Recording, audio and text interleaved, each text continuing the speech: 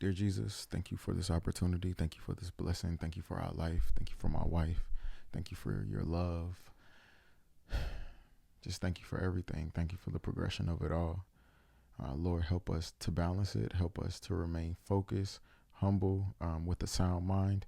Help us not to get discouraged or too eager, Lord. Help us to just stay the course, stay focused. We love you. Thank you for my amazing wife. Thank you for our marriage. Thank you for bringing us together. In Jesus' name, amen. I was your best friend. I don't want you around me all the time. Can I be your best friend if you promise that you'll be mine? What's up, beautiful people? Hello, beautiful people. Welcome back to a Friend to Fiance podcast. I'm your boy, Jordan Tarzan. And I'm your girl, Jasmine Jane. Yeah, you are. I'm your girl. Yes, you are. Yeah. Get off this mic right now, girl. No, after. Okay. All right. All right. She gave me the cue. I was going to see y'all in a minute. You're crazy. How you feeling, sweet thing? I'm great. How are you? Phenomenal. We got a lot of blessed things going on. Yeah. How do you feel about the things that we have going on without mentioning all of them? For sure. It's a lot to manage, but I think we're doing a great job. We're learning our flow. And it's God's way of, for me at least, saying, I hear you and I trust you. So it's, we say that again? It's God's way of saying, I hear you, like make your requests known to me. And as he gives them, as he is giving them to us, it is him showing he's extending trust to us. Like, oh, okay. That's good. That's good. That's dope. Yeah. What about you? That's dope. I'm really just humbled by it all. Yeah. One thing that I learned is to, like in a prayer that we just prayed, like to keep a sound mind. Yeah. Walking through everything. Because a lot of times, you know how scripture says, be of sober mind because the enemy, rolls around like a roaring lion. Yeah.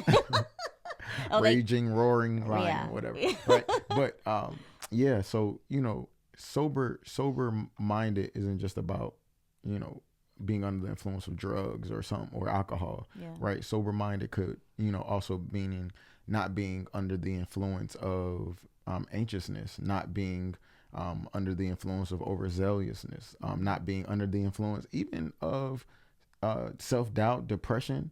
And he's so good with that. And I hate when people do that. Be like, I'm sorry to cut you off, but I am sorry, but I do mean to cut you off. You're so good at that. And I don't want to say that I'm not. I'm learning. Yeah. Because anxiety, I get anxious. That is my default. Like, like my fight or flight response, like my triggering responses is to, obviously, is to panic, is to, like, oh my God, and I have to like breathe. Y'all watch Raising Kanan, what Marvin, like, yeah. Like seriously, and it helps. But that is like your default. You stay calm, you stay cool, you stay collected. And that is another attribute about you that I admire, and I'm a work in progress there. Yeah, no, you are. And you know what though? And I appreciate that. The thing is, for me, how I became more like that is I view it as an act of trust to God. So you know how you just mentioned, like, when he gives us stuff, is him showing us that he can trust us with it. When I do that, and when I keep my mentality there, I should say, like, I intentionally try to keep my mentality there, because for me, what that is an act of trust to him. That's good. And it's funny that you say that. And I do that in my own way, but you live that.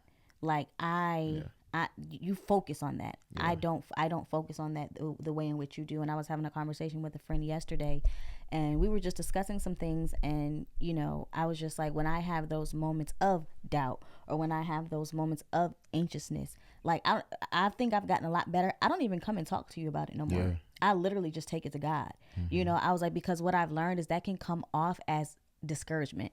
For sure. That's really good. Yeah. And I was like, I don't want to discourage you when we're living in this space together. Yeah. And so, like I said, you live that, but I know that I've gotten better. I was like, it does no justice. It bears no fruit for me to come to you in this state. I'm going to give it to God. And that's what I do. Yeah. So what fruit does it bear by you doing that?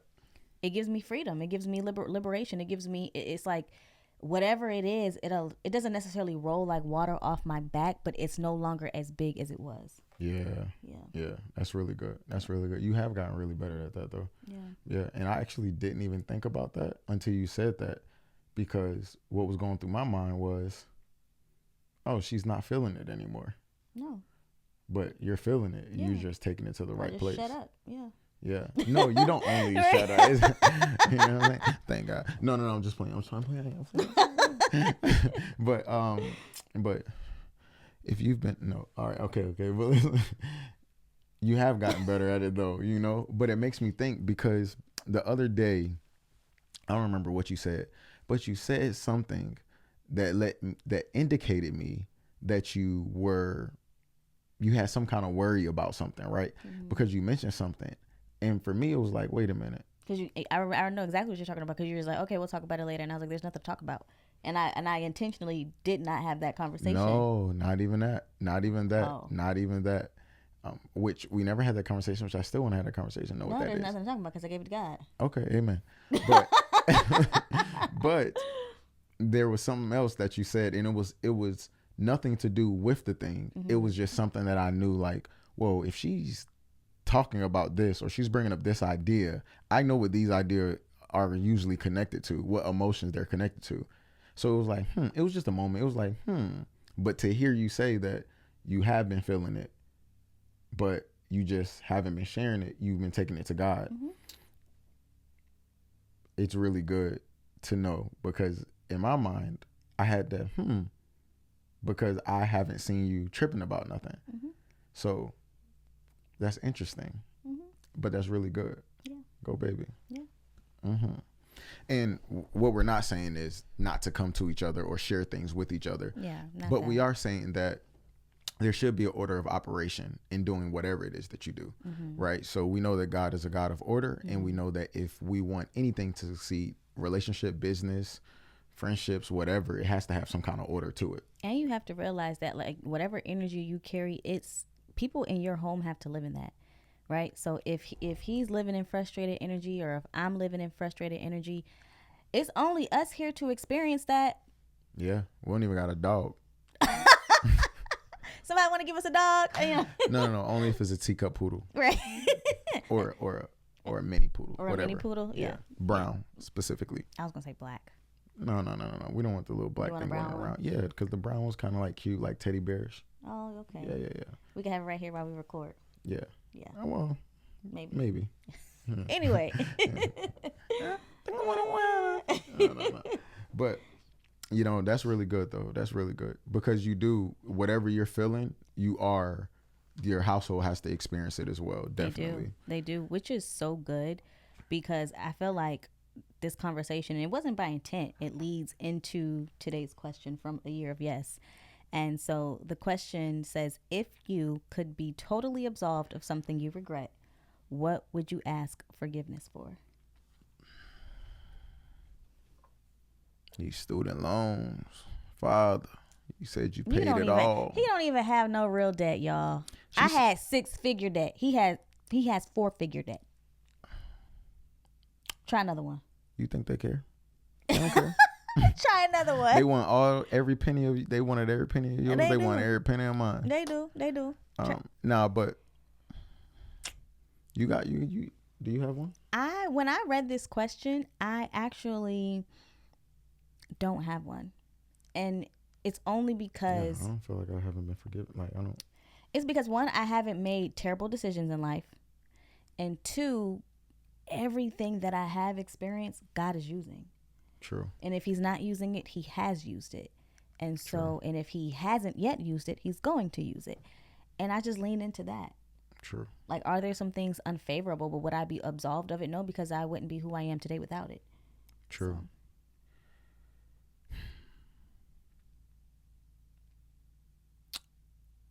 I don't know. I guess my teenage criminal record. Yeah. Yeah. I mean. But even that hasn't withheld you from much. No. God is faithful. It's not like it defined me in any way or like stopped me. If anything, God used it as like guardrails to stop me from going into fields that I would have went in, that I could have ventured into, Yeah. you know, had I not had those up. But and I'm sure that, you know, when we pay for the lawyers and all of that, they'll take care of, you know, with that Unless you will wanna- get any- resolved. Pro bono lawyers, right? Lawyers out there, holla at your wanna boy. help. You hear me? They was trying to play me when I was young, you know. Now I'm up all of a sudden. All right. All right. Okay. No. But God said, "Asking you shall receive." So, Amen. You know, doing a but good deed. yeah, I don't know. I tried to think of something else, but honestly, I'm grateful for every day, because I've always been the kind of person that whatever choices I make, I made them for a reason, and I stand behind them, even if there were bad choices. Those are choices that I will now learn from, but not shy away from. Yeah. You know. Yeah. That's So, good. yeah.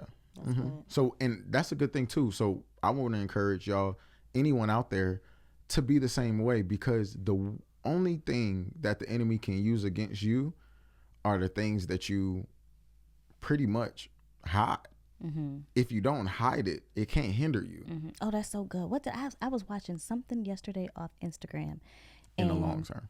he was talking. It was a clip, and he was saying like, many of us are reliving the same tests, or we're being defeated by our tests, because when you receive a testimony, it is meant to be shared. Yeah, that's good. It is meant to be shared. When you give life to it, you take back that control. But as long as you stay quiet, guys, like, oh, you still ain't learned your lesson, you're going to keep getting beat up. Yes. And I don't want that. Guaranteed. Yeah, I don't want that either. But we're guaranteed going to get beat up. Yeah. It's kind of like a lot of times we will try to do things to, well, that test doesn't matter, or this doesn't matter, or it's fine, or not view it as a test, and kind of just lollygag through the scenario, situation, season, life, whatever. Yeah. And then we'll see the patterns of the same things popping up over and over. You know, like if you're lactose intolerant, no matter what, when you drink milk and take that dairy, you know what's gonna come about every time. You can bypass it, you can overlook it, it can not mean nothing to you, but the pattern will still exist. And a lot of times I think that we mistakenly associate overlooking something with getting over something. And you're not. Silencing your story are shackles. Silencing your story are shackles. Set yourself free. Set yourself. Who cares what anybody else think? Everybody has an opinion, including you. For sure. Who cares? And you really don't know who's with you, because that's the scary part, right? Like, you don't want the people who you think that's with you to leave you or to judge you in a different way, look at you in a different way, if you're honest. But you don't really know who's with you until you break your silence. Because as long as you're silent about certain things, it's okay, because you don't run into the risk of someone judging you, or you run less into the risk of someone judging you more harshly, and you run less into the risk of offending somebody too. You know, but when you actually share, you're able to shake the tree and see what's left, and the people that are left are the people that God wants you to continue your journey with in that season, you know. But the people who are not meant to be there, you don't know until you're living in truth and honesty and openness, so you really know who's there for you. Yeah, that's so good. That's so good, because silence can be consent, and you know, you gotta stand on business, right? And that's and everyone prides themselves. This is one thing that I've realized. Most people that I've encountered pride themselves on they consider themselves a real one, right? Like, out of their friend group and their family, they pride themselves or consider themselves a real one. But I find that many of us that pride ourselves in being a real one, we also are okay with living out fake narratives. And I mean that as far as not living in our honesty, not living in our truth, right? With like what we're talking about, withholding our story. So there's things that we might struggle with, but we're not honest about. You know, we might struggle with it, but we're not honest about it, but we're saying that we're real ones. We might not approve of something that someone's doing, but we're not honest about it. Right. We might not approve of something that we're doing, but we're not honest about it. Right. Yeah. You know, we will we will make excuses for it so that it can appear to be more acceptable in other people's eyes. Yeah. But we know that it's not really in alignment with our joy. Right. So, in you saying all of that, you know, alignment is important. And as we, you know, go into today's topic, which is like family dynamics, just realize that everybody won't support and or agree with the decision of who you choose to be your spouse. Right. And sometimes that can be friends or family. And we just want to talk about that. We're going to keep it light. Right. But my first question to you is, how did your mother react to our engagement? Okay. So she was just excited. She was really excited. She was super excited, ecstatic. The moment was so fast, but what she was kind of the typical, I'm proud, I'm excited, I'm overjoyed, because obviously she already loved you as a person. Yeah. So, and she asked me months prior to, like, hey, you ever thought about if you and Jazz? And I shut her down. I'm like, no, Mom, we are just friends, period. I'm not on that with nobody, period. And what's so funny about that is, like, I remember she said to me right after we got engaged, she said, you know, Jordan had all these women trying to get through the front door and you crept through the back. Like, snuck through the back. I remember we was even in the living room when she said that. It was funny. You were sitting on the couch. Yeah. That was funny. She did say that. Yeah. Yeah. So yeah, it was typical. It was excitement, joy. You know, when I was like, I'm going to get the other ring and not the main ring and first. And she was like, are you sure? Like, we had the conversation. The conversation was over. Hours later, she come in like, I was thinking, are you sure? Yes, I'm sure, woman. Yeah. How do you feel my mom reacted? I mean, your family, when we were friends, you know, they're very loving people. So it's like, it only grew. Yeah. It only grew. And I said that to you all the time. Like, your family truly embraces me as their own. And I love y'all dearly for that. Like, I tell him that all the time, because you don't see that. Yeah. You don't see that often. And I just truly appreciate the way you guys embrace me and love me and just accept me because he chose me. Like, yeah. Yeah. That's dope. Yeah. That's dope. But they don't love you because I chose you. They love you because of who you are. I mean, yeah, for sure. But y'all get what I'm saying. You get what I'm saying. I do. Yeah. But I just wanted to make that clear, is that's where the love comes from, not because I chose you, right, but because of who you are. Well, I appreciate that. Yeah, I mean, I appreciate that. Yeah. How do you feel your mom reacted? Oh my gosh, I love you. You know, she wasn't as joyous, and I believe it was because, you know how, like, when somebody has a predetermined ideology of what your person should look like, and although we never spoke about it, it was never a conversation. It was just, she always, if she even thought that I would be married, she just thought I would have married somebody else that did not look like you. Yeah, but specifically when she says not look like me, I don't mean in the physical sense. I mean, criteria. yeah, like all put together, all components. You know, you know, and yeah. So No. I mean, and she loved you as my friend. You know, like, she always welcomed you. But you know, when you cross that threshold, it's like, wait a minute, like you getting too close now. Like, it's my daughter. What is this? Yeah. So it was kind of that energy. Yeah. Yeah. I agree. Yeah. She didn't approve. She didn't approve. And you know, the thing is, her and I, so you and her haven't had that conversation, but her and I have had that conversation multiple times. Yeah. She's actually brought it up to me at different times where her and I have spoken. She's apologized. Yeah, she's apologized for sure. Yeah. And the beautiful thing about it is I've never held anything against her anyway. Because of it, yeah. Right. And I appreciate that. So even when she apologized, it was cool and it was dope of her because of where she was and where she was growing and what she realized. Yeah. But for me, it didn't unlock more love for her from me because it was never any that was being withheld. And that's so good, because what I've learned and what I'm learning is, many of us, we have to, I don't care how old you are, we have to extend grace to our parents.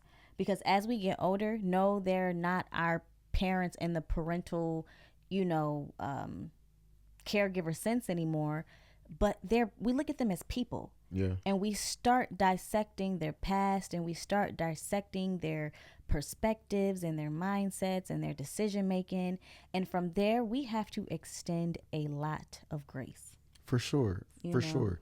Because I'll finish with the topic of how your mom responded. But my mom and we have conversations all the time. Yeah. And, you know, at one point she wasn't as honest, like years ago, Yeah. many years ago when I was younger. Yeah. But now she's grown so much within the years, and she literally, we're going to keep going, but hold on one second. That thing is going, but it's a button I didn't press, but it's okay because I know what to do. Like for audio? Yep, but I know what to do. It's gonna catch it. Oh. I know what to do now.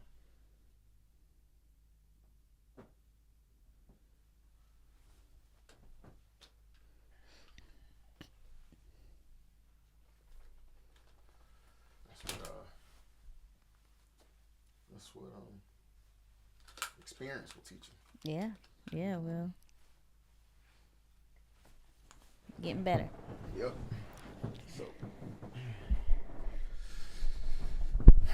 So y'all, we're not going to even cut that out. Basically, what happened is we've had multiple challenges throughout this making a podcast, and we've learned how to remedy those things as we've gone on. So one of the things was the audio, and we just remedied it. Yeah, remedied it. Shout out to baby, because wouldn't be no remedy action over here. Yeah. So many times, y'all don't even understand how many podcasts episodes we started to record, or even full episodes that we recorded, and we realized the whole audio wasn't even there. Our first one was like that. Yeah. So when you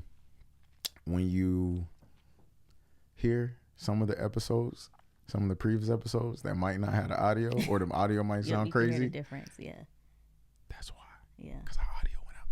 All right, but with my mom, she's super honest now. And listen, parents make trash decisions.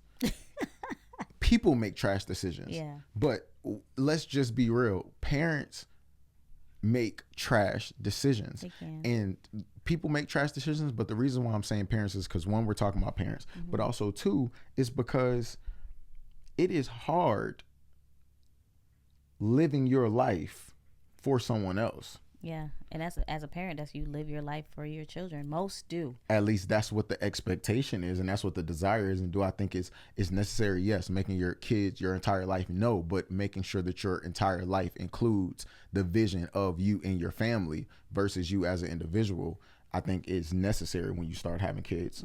But it's hard to make that transition, especially when you've never seen it. Yeah.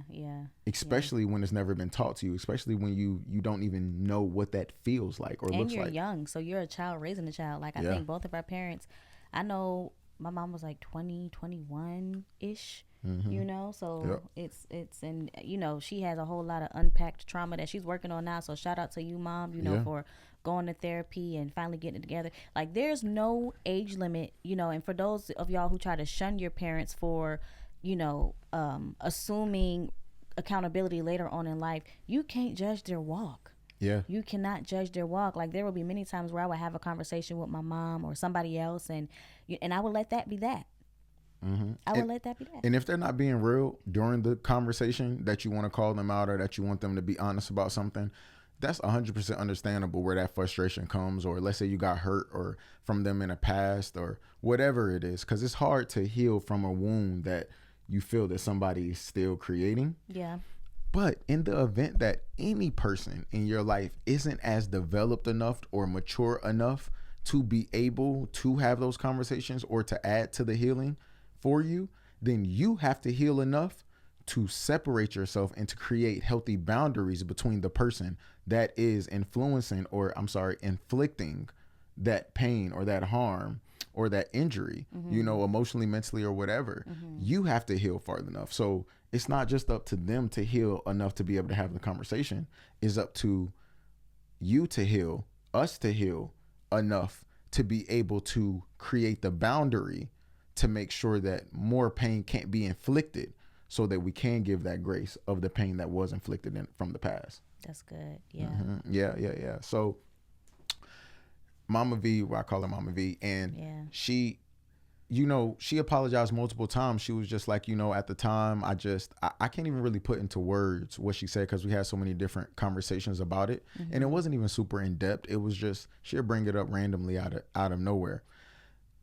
I never feel like she didn't love me, but I want to speak to this for all the people who feel like, what if my parents or family members or whatever don't agree with who I'm choosing? Mm-hmm.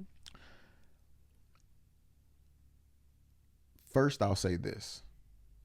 From the shoes that I'm walking in, I always responded with love. Mm-hmm. And I always lived out love. Yeah. The reason why I was able to is because I didn't lack confidence in what God was speaking to me about, and in the man that I was partnering with God to build inside of me. Mm-hmm. So I didn't have an insecurity that her disapproval at that moment triggered.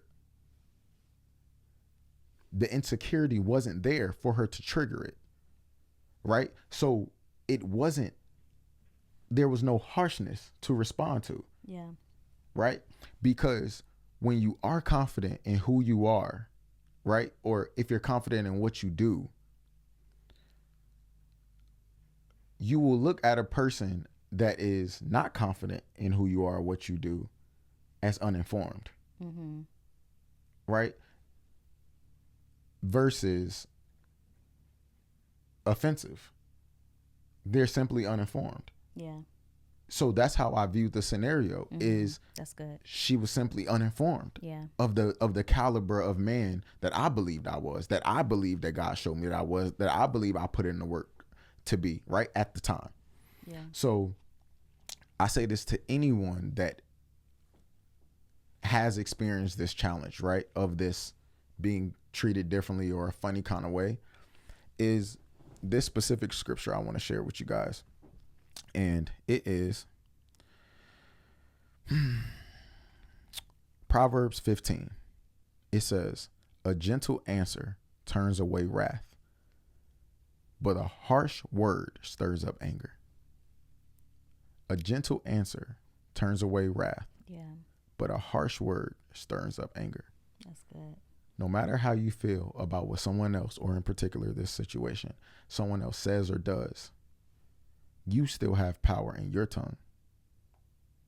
And your gentle response to a scenario can be the antidote and the healing to the scenario. Yeah. Where you feel like they shouldn't have done this, or they should have done this, even if they didn't do what you feel like they should do or should have done, what you do can change everything moving forward in the future. Yeah. So I'll say that again. A gentle answer turns away wrath, but a harsh word stirs up anger. Yeah. The tongue of the wise adorns knowledge, but the mouth of a fool gushes folly. Adorns knowledge, right? So I knew that she didn't know.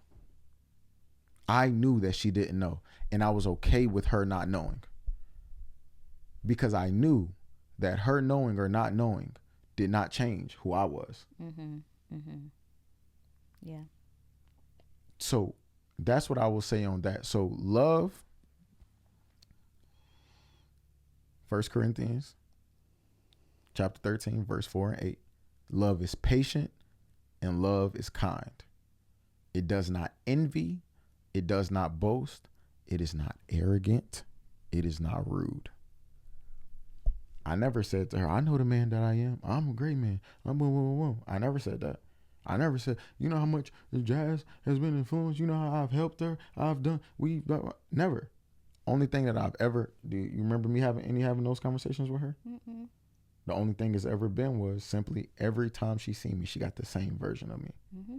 And I was with love. Mm-hmm. And that is what's important. Yeah. Not in the sense of, oh, this person was upset, but I just chose to love them. And you're like, I mean, I guess you can brag about that if you want, but it's really more so about, hey, I want you to experience God every time that you experience me. Yeah, that's good. I want you to experience the love of God every time you experience me. Yeah. And if I can't do that, I got to work on accepting and embracing the love of God for myself a little bit more, because clearly I'm not running over. Yeah. That's good. Mm-hmm. That's good. How did your grandmother react to our engagement? Well, I know you said it was anticlimactic, and she said, I know, but exactly. So I guess that was that. How did your grandmother react? She was excited. It was still like, and my nickname was Munch, from my grandmother. And because she eats everything all the time. No, I'm just kidding. You really want to get slapped today? No, but hey, look, stop, because they're gonna think that you be abusing me. I don't. Yeah, I ain't never slapped him a day in my life, but he's trying me today. No, facts. But you know what? One time, I haven't eaten. One time, I made this. We were just friends though, and like now, like when I make these jokes and I say these different things, she's a lot more mature now. So, and she's used to me and all of that, right? So we got all this history.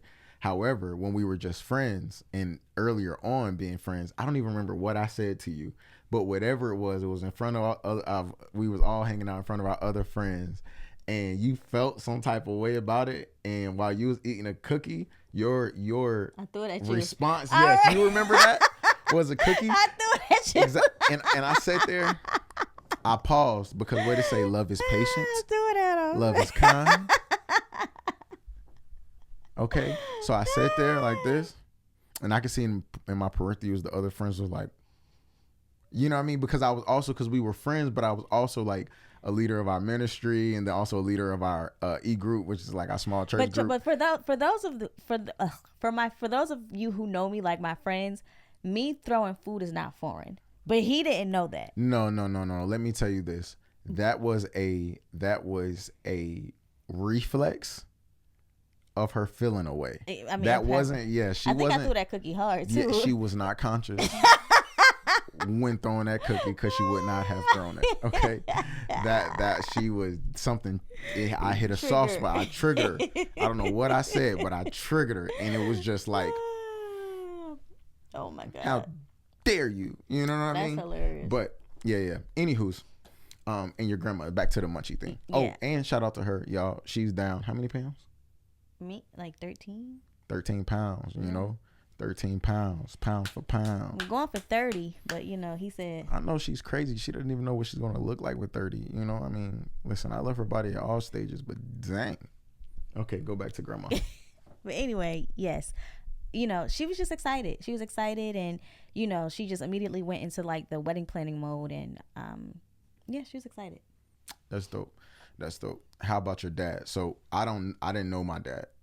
And my stepdad that I had at the time, he was excited. He was like, "Yeah, you're walking around with my last name. You're about to get my last name." Talking to her, but she I ain't really rock with you like that, cuz.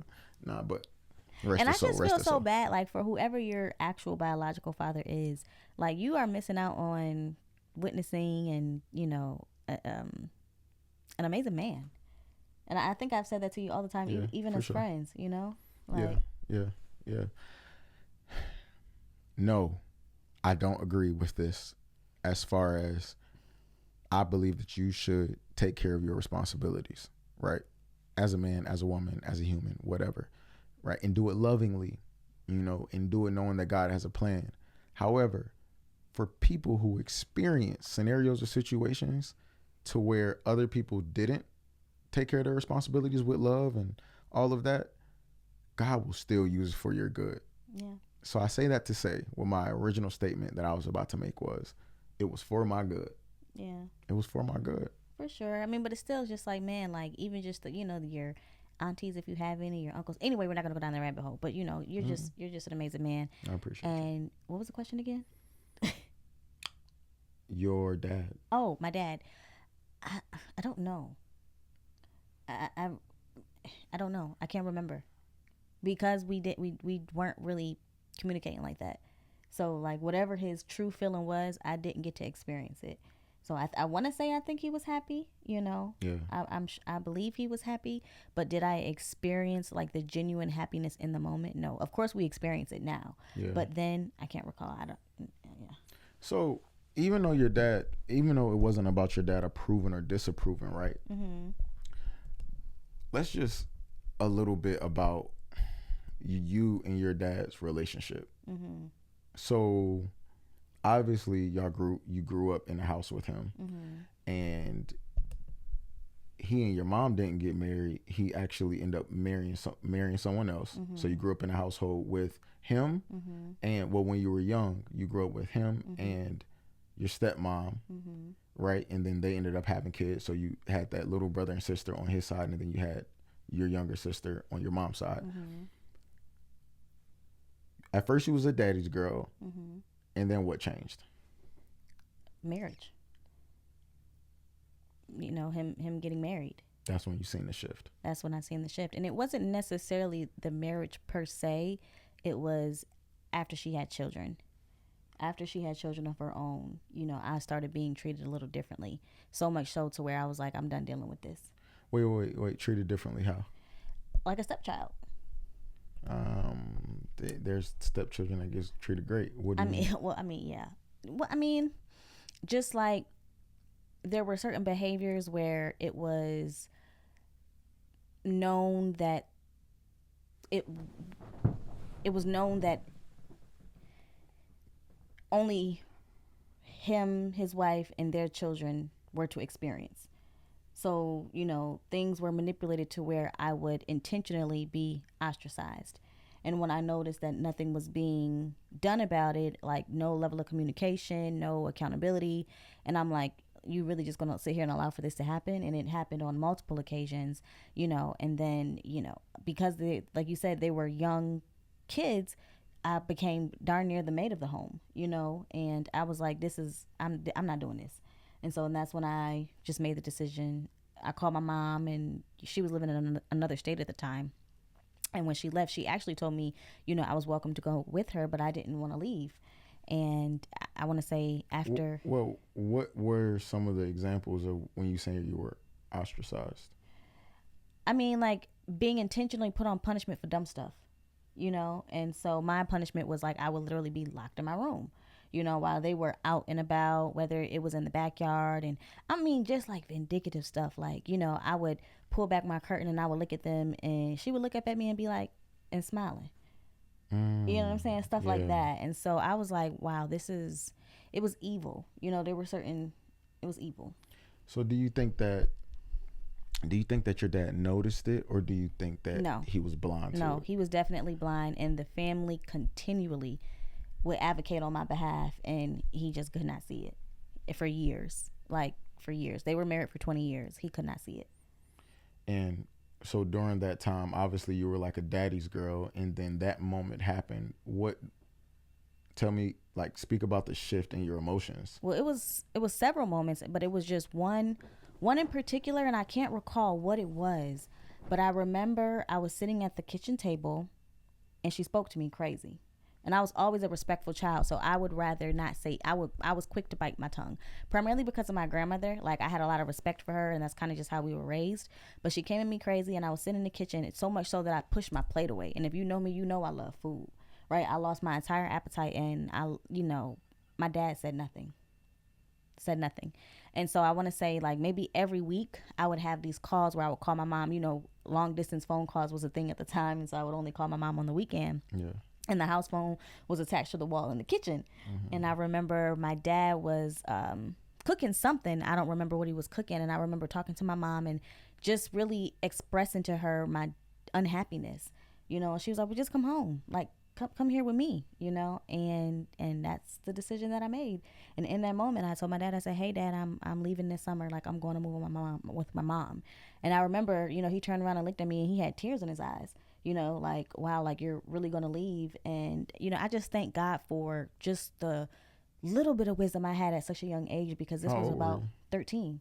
And, in that moment, I was like, I could change my decision and say, you know what? I'm going to stay because of my father's emotional response in this moment.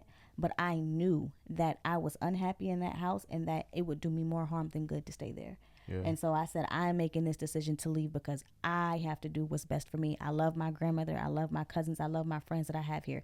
But I can't stay here in this house. Yeah.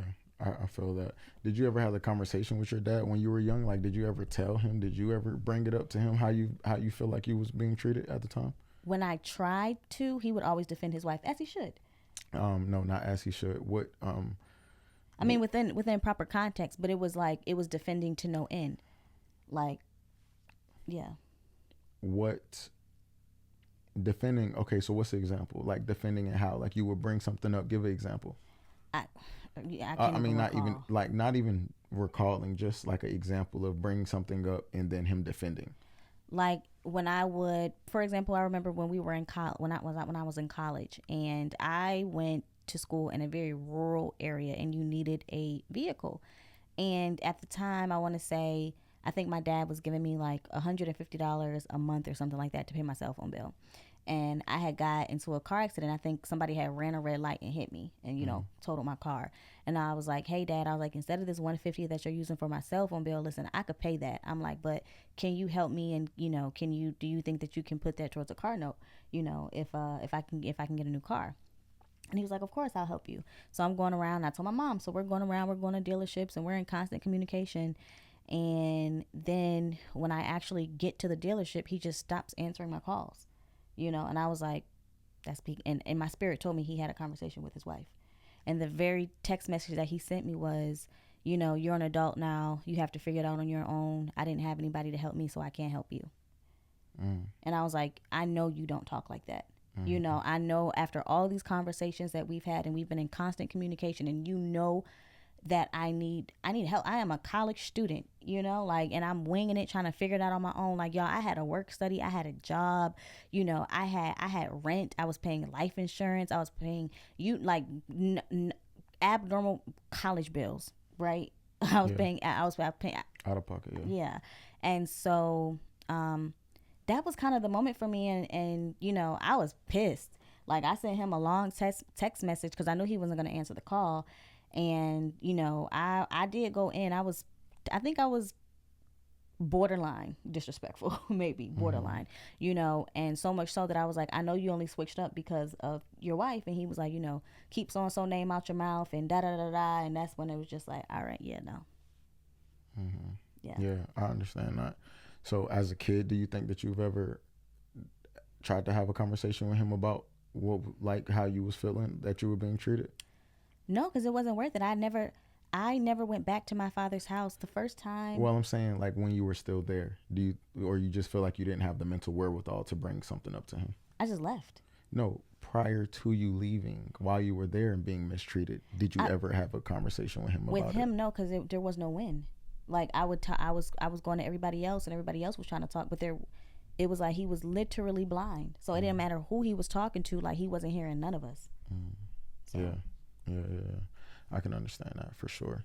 And then that's what leads us up to the place of you still not having a great relationship with him when we met. Yeah. And then you start having conversations with him during that time, and then leading up to the wedding, you wasn't going to invite him at all. And well, I was going to invite him. He was always invited. I just told him he wasn't going to walk me down the aisle. Right. And then I told him his wife was not invited, and if he had a problem with that, then not to come. Yeah. And that was really, and it's, again, no shade, no jade to her. She's human, and, I'm sure she has some things that she has to deal with internally. But because of the significance of that day and that moment and just the intentionality that we have behind it, like, if you weren't there for us, this is not just a show. Like, this is not... like this isn't that, and so we wanted it to be as organic and as authentic as possible. Yeah. And we don't shy away from those challenging conversations. And so did I like communicating that to him in that way? No, but it was necessary because I feel like a lot of, especially within the African American community, we just feel like somebody owe us something. Yes. And I'm like, I don't owe you this moment. I don't owe you nothing, And so I just had to be honest with myself, which meant me being honest with him. Yeah, I understand that. Yeah. We just later on down the road, we end up having conversations, right? He ended up flying out, when we were later on down the road with us being married, he ended up flying out to Atlanta. He had some kind of epiphany, some kind of something went on in his life, right? With God speaking to him. He flew down to Atlanta to have that conversation with you. so when he came down and had that conversation, obviously we had it with him together, and helping facilitate the conversation and ask some of the questions that maybe you might not was able to get out at the time. How did you feel about that moment? I felt like it was. I didn't know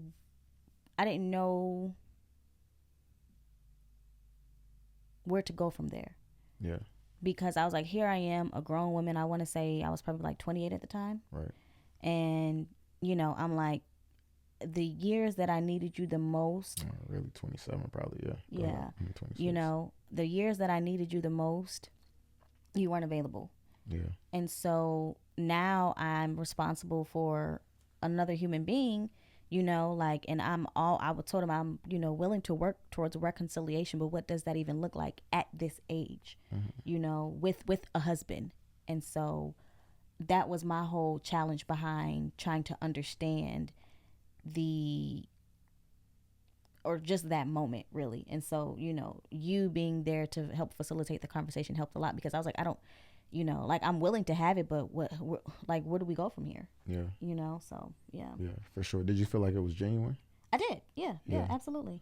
Yeah, for sure. Whatever it was, something took place. Yeah. Inside of him, for sure. Yeah, and this is why it's important, y'all, to give grace, because one realization that I did have was one of the questions that you asked him, it made me think about asking about my grandfather, and my grandfather was very non-confrontational, was and kind of just, gave into his vices, which I think one of them was drinking, to kind of like eradicate the stressors of life.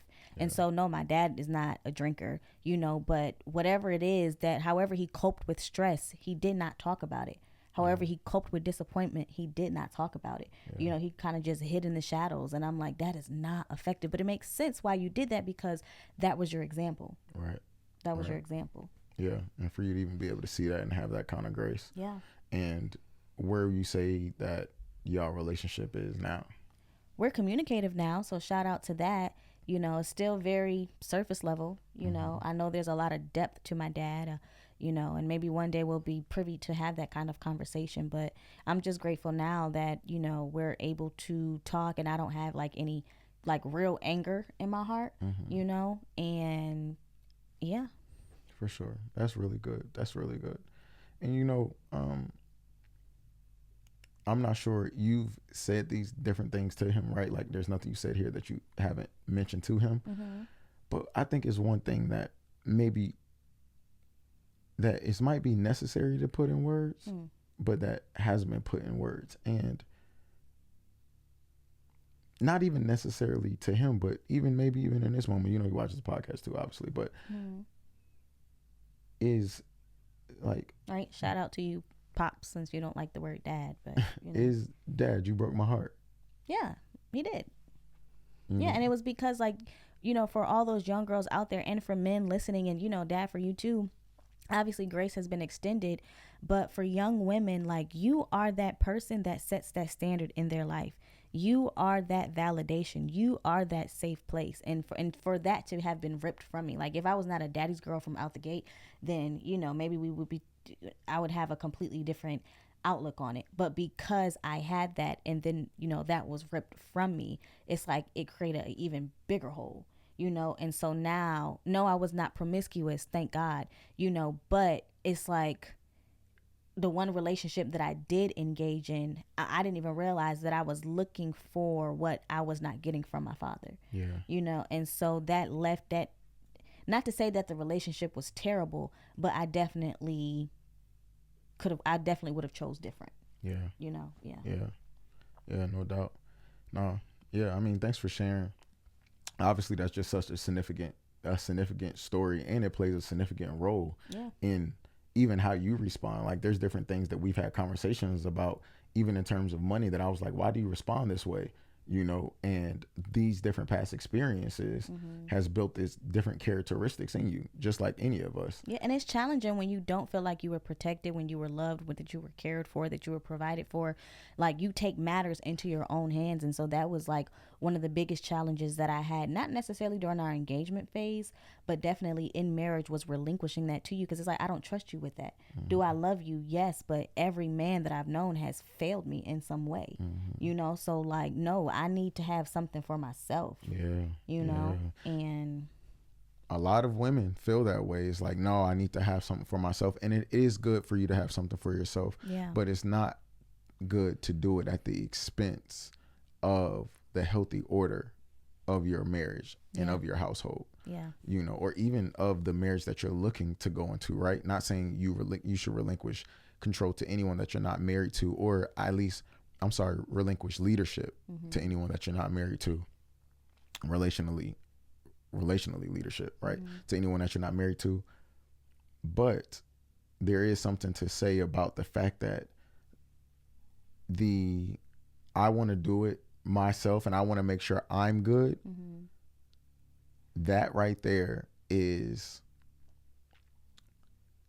healthy in the right context. It's healthy when you're single, and it's extremely challenging when you're not, right? Like, there was this clip going around about this woman who's been a VP for like 25 years, and she was talking about the challenges of dating. And, you know, we've had these conversations all the time, is that for women specifically who may have, you know, a similarity to my background, where it's just like, I'm performative, right? I'm gonna make sure that I'm good. And so I'm dominating in the workforce, but then I come home and I have to be submissive. How do I do that when I've never been taught that? I've never been educated on that. I don't have a frame of reference on that. And it slightly feels degrading. How, right? How do I do that? And especially in a season when your spouse you don't feel like they just measuring up, you know, like, how do you do that? And you know what? And that's something for you to answer. What would be your answer? Listen, you got to get help. You have to get help, because you can't do it by yourself. Like, I mean, and first and foremost, you know, for those who are believers, the first mirror of that is your relationship with God. And I mean, like, you know, shout out to my friend Jasmine Summers. She was just like, you know, there are a lot of fans of God's, but there aren't a lot of followers. And I was like, whoa, like that, like, I like how you put that. And the best way to describe that is take any sport, right?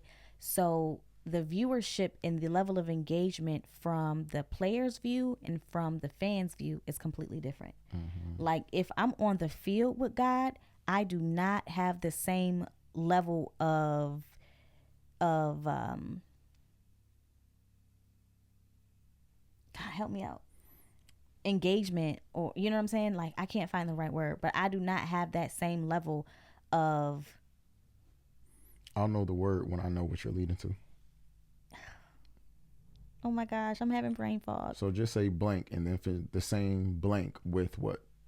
With God, like, it's missed my whole point. But anyway. So no, okay, so like, yeah, there you go. Engagement, the same relationship, the same insight, the same connection, the same flow. I mean, I know you were looking for a specific word, but yeah, I feel that. Yeah, I feel that. And you know, one thing I will say too is, like she said, with God, if we feel like that we are having a hard time relinquishing control, that must mean, and we're not talking about it's a bad thing to initially feel that way, right? That's not what we're saying, but that indicates that we believe that we're in more control than what we actually are.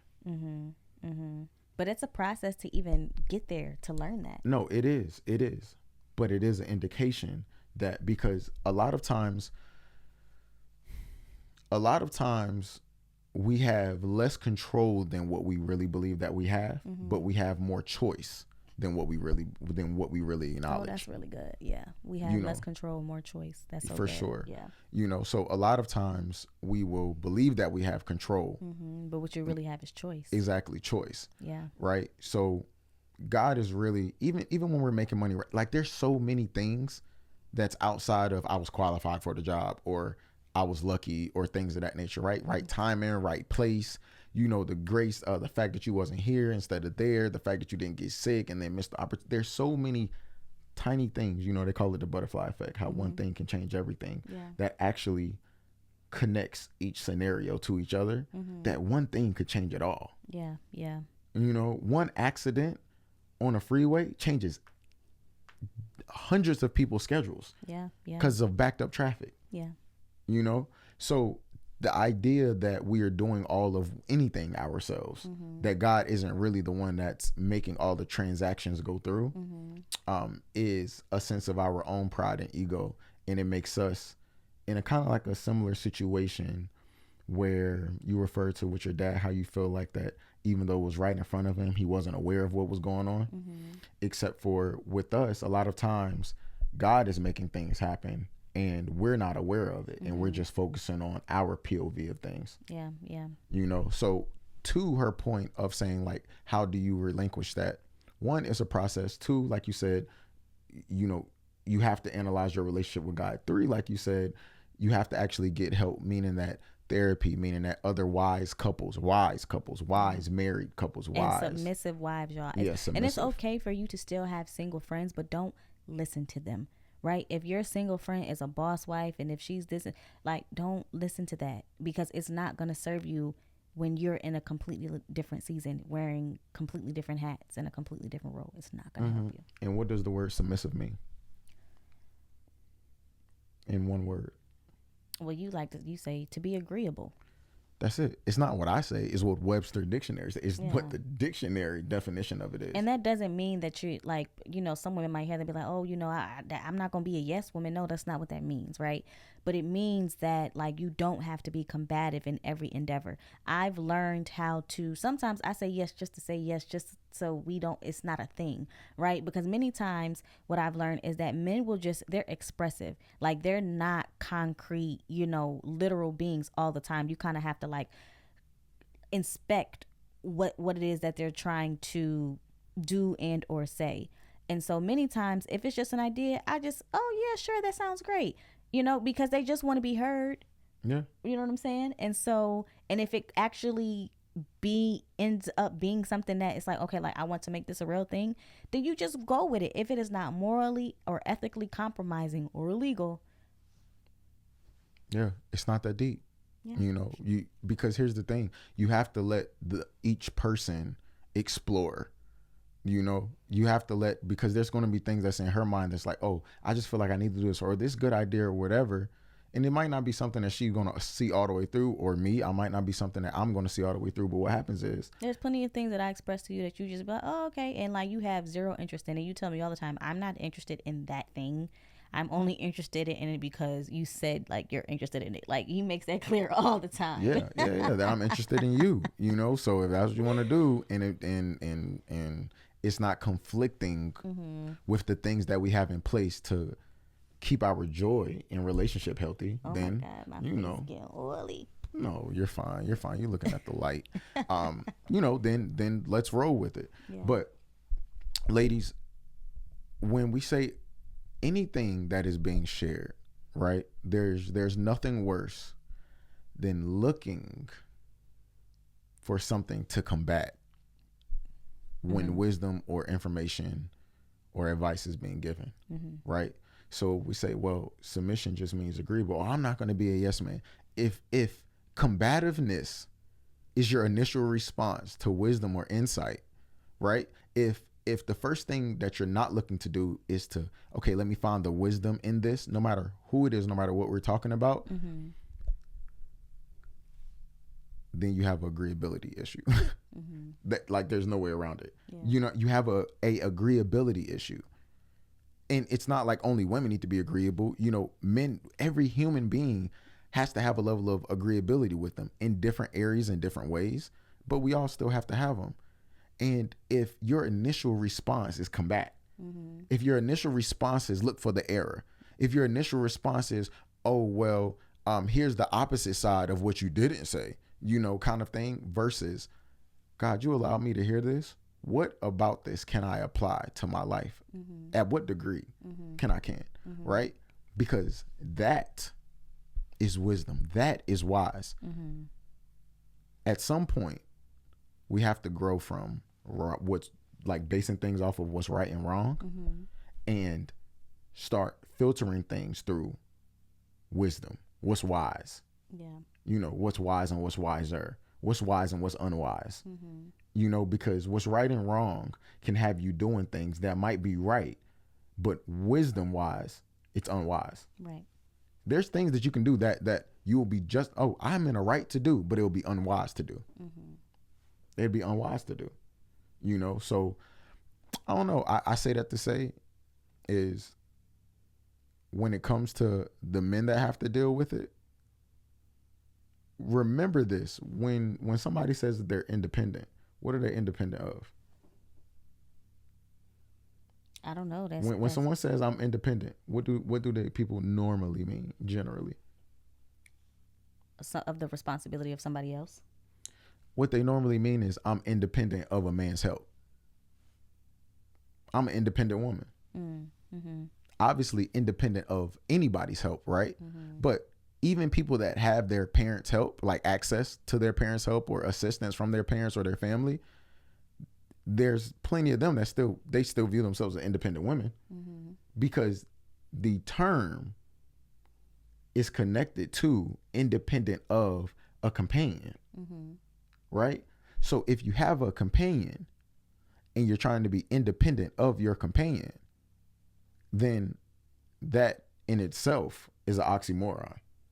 That in itself clashes, because what you're saying is I want to be independent of you, but I want to be in a relationship with you, and a relationship ultimately means dependency.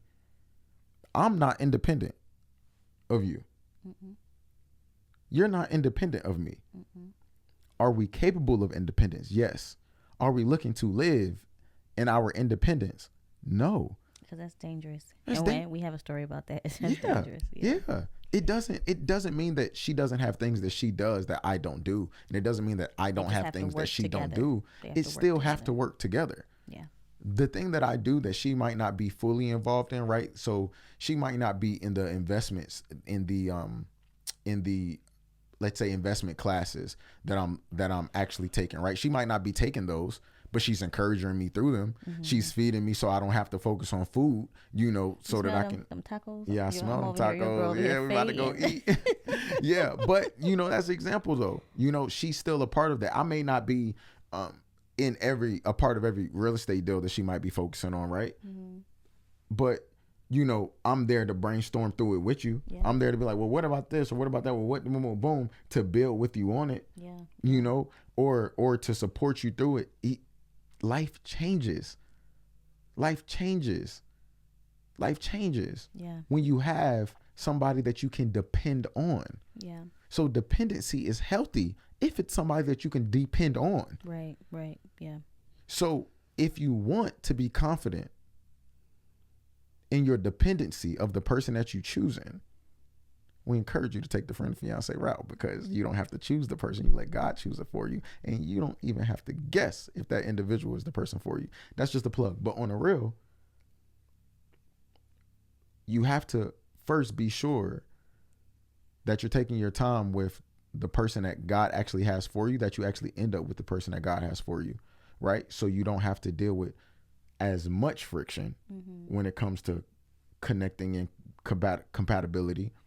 But also too, if you already are married, then you want to be sure that you build that trust by figuring out what each other's expectations are, what each other's red lining is, what each other's buttons are, what each other's desires are, and figuring out a way, how can we make this make sense on where we're going together. Yeah. Right? You have to create a dependable system, a dependable expectation. It's not going to just be, fellas, it's not going to just be, oh, well, she should just listen, because she's not going to. And even if you're the greatest man of God, she's still going to have a process of learning how to be that suitable helper to you. And it will continually change, you know, like we making leaps and bounds in changes, you know, but it's because we're tailoring it to the unification of us. Yeah. You know, like easily, it's a no-brainer for us how we would move independently. you know, and because we've tried that within our marriage, not even realizing that we were moving independently unified. You know, we'll talk about that later, but Yeah. And fellas, you have to be patient while still being progressive. You can't be the same person that you was last week, but expect for her to have the same, but expect for her to have continued confidence in where you're leading the family or your capabilities of where you're leading the family, right? Yeah. You have to be patient with her in her development, but you also have to make sure that you're progressing at all times, no matter what, yeah, right? But also, too, ladies, the women need to know this, that you get grace, not excuses. no, that's true. You Yeah. get grace, not excuses. And that goes on both parties. We all give grace, you know. No. For the women who are challenged with that, or like when they're trying to figure out how to live out in that submission or that agreeability, or how to live in that codependency, you don't get to live in excuses as to why you aren't that way, or as why you feel like you are who you are, or you need to be who you are. Well, and when you try to defend it, That's when it becomes an excuse. Exactly. You get Yeah. grace. So Yeah, meaning yeah, that yeah. you can give yourself grace. Keep working at it. You That's can where the give grace yourself comes from. Yeah. grace for the fact that I'm still working through it, not excuses as to why I'm still in this. Yeah. Yeah, that's good. Yeah. You get to give yourself grace, not excuses. Yeah. Yeah. For sure. Yeah. Now, just in a whole family dynamic of the challenges that we had, how were you challenged by our different the family dynamics of how different people responded? Were, if any, do you feel like you was challenged at all? No. And that was the beautiful thing of being a friend, is you're not a stranger. Yeah. You're not trying to prove yourself. You're not trying to make people love you, make people like you, show the most polished, you know, version of yourself. We were friends. Yeah. So no. Yeah. No, that's really good. I think I wouldn't say I was challenged either. I think that even with the response, right? And the response from Mama V was more so like cold, you know, cold and unapproval. For me, it didn't really challenge me because it was even cold on our wedding day, you know? So it didn't challenge me. And it might sound cliche, but all I really seen it was for an opportunity for me to walk in the approved, for me to prove, or maybe for God to prove that the love that I say is in me is really in me. Like it wasn't even. That's the beautiful thing about that friend and fiance journey, is that during that time we worked on ourselves so much, in our relationship with God so much, that when these situations did arise, we were already walking in the love that the situation will require. So for me, all it did was really just give me another opportunity to be the love of God. Yeah. You know, and I say that with love. Fellas, all of you guys out there, I know a lot of times you just want to be aggressive, or even ladies, you want to be aggressive or get an attitude, things of that nature. But are you intentionally walking in the love and the grace that God has and does constantly extend to you? And if you haven't started doing that yet, you're missing out on a lot of color in your life that you're overlooking. Yeah. A lot of color that you're overlooking. Yeah. So, you know, that's what I would say. And what I learned from the whole situation is, on the flip side, outside of our scenario, is for those people, if your parents or family members or friends don't approve of who you're looking to marry, first of all, if they're credible sources of approval and disapproval, you need to figure out why. Because I don't think that it's healthy to feel like that, oh, well, this is just who I want to be with, this is just what I'm going to do either. So granted, let's say her grandmother and her uncle and her cousin, maybe multiple people was like, yo, I don't know if he's the one. The healthy thing, the wise thing, is to ask why. Not to get an attitude. Not to get an attitude and be like, oh, I'm just going to do it anyway. Because there's a lot of people who end up marrying the wrong person because they get an attitude, because they feel like I'm just going to do what I want to do anyway. When the reason why your family was feeling a kind of way about that person was that it was valid reasons, but you were blind to the fact.